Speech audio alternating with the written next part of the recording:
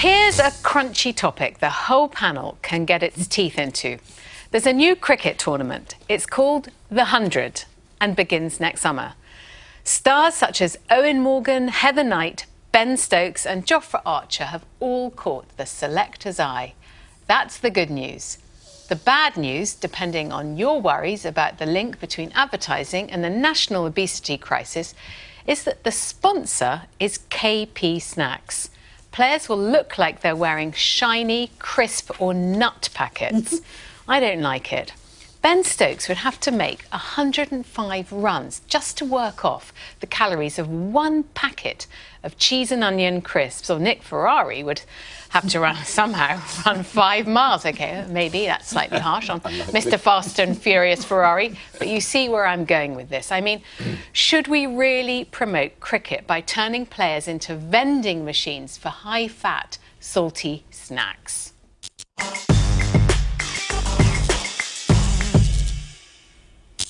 I think you're probably right, but I don't know who's going to stop them. I think only governments can do these sorts of things. You can't ask a cricketing authority to say, oh no, I'm going to choose which sort of sponsorship money I'm going to take. They're basically trying to maximise the money so they can have a successful tournament. And they're very worried about kids not actually taking up cricket, so that's why part of the reason they're doing it. But I don't think you can ask them to be the arbiter. I think government have got to be the arbiter. Well, yes, but just look at those shirts. I mean, they do look like walking crisp packets. But Rachel, and it looks just like a commercial thing that's driving kids to not to pick up a cricket bat, but to go and buy some crisps. At the FA, there are, I think, 500,000 kids who are playing football because McDonald's sponsors it. Now, it's a difficult decision. The point is, at the same time, you've got. I mean, like I remember Gareth Southgate talking about getting young kids interested in football, and if you're supporting at the same time the obesity of children, it's kind of counterintuitive. Yeah, I think so. I think that's right. But I think in the end, sports authorities won't do it. If you want it done, it's got to be done by government. And you guys... Hang on. There's a woman called Babs Cradd, and she's the coordinator of Children's Food Campaign. She says, let me just quote, she says, English cricket should be using its power to support efforts to halve child obesity by 2030. No, they shouldn't. It's not their job. It's not their job to teach kids to eat healthily. It's the parents' job to teach their kids to eat healthily. And at a push, maybe the NHS. No, let me finish my point. The point is that the whole point of the England and Wales Cricket Board, the ECB, it exists to maximise the funding of cricket. That's what it's there for. That's its job. So maybe shooting itself in the foot and breaking its back before they've gone out to cricket. And now I want to read this. This is a statement from the England and Wales Cricket Board that says, our goal for cricket is to connect communities and improve lives by inspiring people to discover and share their passion for cricket.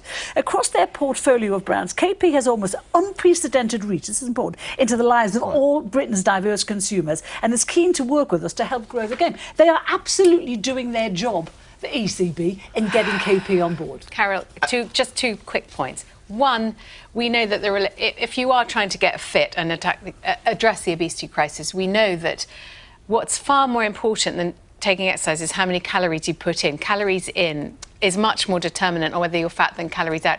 Secondly, advertising really sells product. When Walker's Crisps used a sportsman, Gary Lineker, to sell crisps, the sales of those crisps went up by 105%. That's what sponsorship is all about, Rachel. Yes, but also you're adding to the problem. The point is, if this, who is going to be the lily white advertiser that you want to take on the sponsorship of this cricket tournament? Because are there that many saintly people out there that you couldn't say, oh, that's going to be bad for their health? It's going to be... Look, this is a cricket tournament that's going to reach out to kids in urban communities, inner cities. They wouldn't have a tournament at all. People like Jofra Archer, who's become a great cricketing hero, would be supporting this. Do you think those shirts are valid in terms of advertising? Look, but government, I tell you, I have far more worries. I think we're looking at the wrong problem here. Look, I can't get worked up about it, Rachel. I'm terribly sorry. I can't. And I worry more about the fact kids are gambling. That's much more dangerous. And you watch a football match. No, you watch a football match. Hang on. There can be 16 ads for a gambling company in one football match of 90 minutes, encouraging people to... And this week we've had an NHS clinic for young people people with gambling addiction. That's far more worrying. Half of all Premiership football clubs are sponsored by gambling companies. I'm Formula totally One is against gambling, sponsored but by again, tobacco we companies. have to Sport is a business. Look, I'm not sticking up for KP, but this is what they have to say. We believe snacks can be enjoyed as part of a balanced diet and healthy lifestyle, including regular exercise. See, we recognise we have a responsibility to provide people with healthier snacking choices, which is why, since 2005, we reduced the salt and hula hoops by 42%, and in our core McCoy flavours by 25%. Additionally, 29 products in our range are 100 calories or fewer per pack. So they're doing their bit. Femi, So you're talking about weighing up the benefits of, yes, they're advertising unhealthy food, but at the same time they're promoting decent health and sport and activity. But I mean, if you're weighing up those two things, standing in a field for a few days in the sun and eating unhealthy snacks, I'm thinking it's not really balancing out in the right way. I mean, even Simon Stevens of the chief of NHS England says that he's worried that this might outweigh the benefits of the sport. But the whole point of the tournament, Femi, is to encourage kids to take up cricket. active But it's sport, not a and they may not particularly just do it active for 2 days. sport. Oh, come on, it's a great sport, But and it's not- it's it's not fantastic. the I look at those ACB's guys job. on the cricket pitch; they all look pretty fit to But me. the cricket You may authorities- like cricket, Let's get but the I don't like active. cricket, actually. I'm not The interested. cricket It's boring. authorities are worried that that cricket has been on pay television for a long time, hasn't been on terrestrial television, and the numbers taking part in cricket have gone way down. right. And what they're trying to do, this is going to be on the BBC as well as Sky, and they're doing that because they want to encourage kids to Quite right, take up and cricket. that's a good thing. Yes.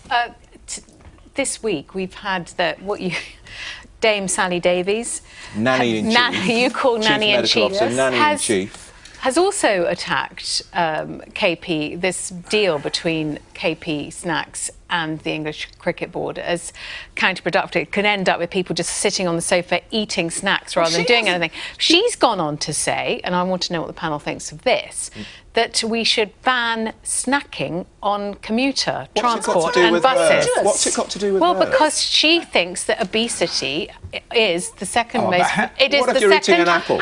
How do you After poli- cancer, it is the most preventable cause And of what is death. she doing about it? thinks it's a problem. It's her job to do something about Yes, it. and so she it's suggested- not the ECB's job we don't to even do need something a chief about it. medical And it's officer. outrageous. You know, we talk like people. I think she's great. we talk I'm like gonna people stand up have for no her. free will She's here just- about fed up. eating. She's just about to retire, if I'm... Good. Well, I mean, she's gone Good, out and I with hope a she's not going to bang. be replaced.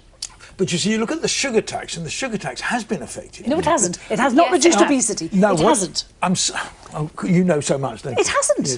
What it has yeah. done, what they've done is reduce the amount of calories going into all these drinks. Right? That's what sugar tax has done. And the answer is for government, if they want to do it, to expand the sugar tax into all sorts of other areas.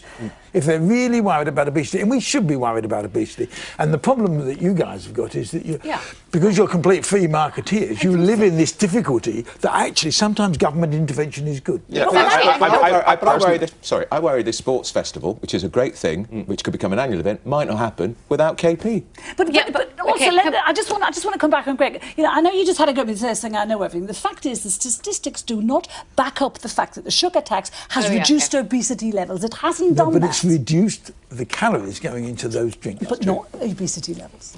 Right, well, I do have some really appetising crisps Oh, for you as a good. treat, but because you've all worked so hard and you've burned off so many calories at the end of this programme, we've got special packets of Pledge crisps. We've got Andrewitos.